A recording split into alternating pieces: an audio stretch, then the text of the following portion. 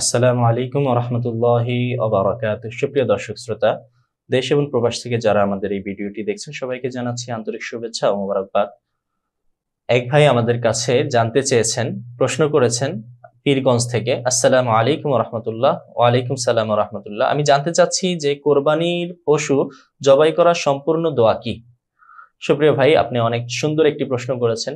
কোরবানির পশু জবাই করার জন্য অনেকগুলো দোয়া আছে।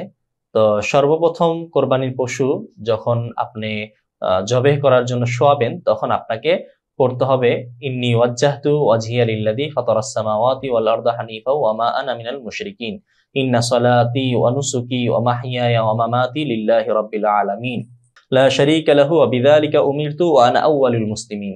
এই দোয়াটা আপনার প্রথমে পড়তে হবে। যে দোয়াটা আমরা সাধারণত জায়নামাজের দোয়া বলি, অনেকেরই মুখস্থ আছে জায়নামাজের দোয়া হিসেবে। আসলে এটা জায়নামাজের দোয়া না। জায়নামাজের জন্য কোনো নির্ধারিত দোয়া নাই, এটা হলো কোরবানির দোয়া। আমি আবার বলছি দোয়াটা, এটা কোরআনের একটি আয়াত। এটা হলো ইন্নী ওয়াজ্জাহতু ওয়াজহিয়া লিল্লাযী ফাতারাস সামাওয়াতি ওয়াল আরদা হানিফা ওয়া মা আনা মিনাল মুশরিকিন। ইন্না সলাতি ওয়া নুসুকি ওয়া মাহইয়ায়া ওয়া মামাতি লিল্লাহি রাব্বিল আলামিন। লা শারীকা লাহু ওয়া বিযালিকা উমিরতু ওয়া আনা আউয়ালুল মুসলিমিন। এই দোয়াটি প্রথমে পড়তে হবে।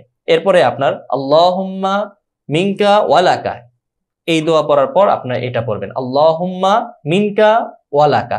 এরপর তৃতীয় নম্বরে আপনি বিসমিল্লাহি আল্লাহু আকবার বলে পশুর গলায় ছুরি চালানো শুরু করবেন, কোরবানি করে ফেলবেন। জবে যখন হয়ে যাবে প্রাণীটা, জবে হওয়ার পর আপনি এই দোয়াটা পড়বেন আল্লাহুম্মা তাকাব্বাল কামা তাকাব্বালতা মিন হাবিবিকা মুহাম্মদ ওয়া খালিলিকা ইব্রাহিম আলাইহিমাস সালাম।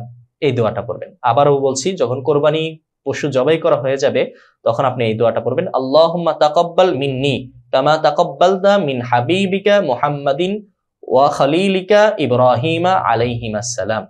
এই দোয়া পড়ার মাধ্যমে আপনার কোরবানির প্রথমে ওই যে জায়নামাজের দোয়া ওইটা পড়বেন, তারপর আল্লাহুম্মা মিনকা ওয়া লাকা এটা পড়বেন, এরপর বিসমিল্লাহি আল্লাহু আকবার বলবেন। এরপরে যখন কোরবানি হয়ে যাবে তখন সর্বশেষ এই দোয়াটা পড়বেন আল্লাহুম্মা তাকাব্বাল মিন্নি কামা তাকাব্বালতা মিন হাবিবিকা মুহাম্মাদিন ওয়া খালিলিকা ইব্রাহিমা আলাইহিস সালাম।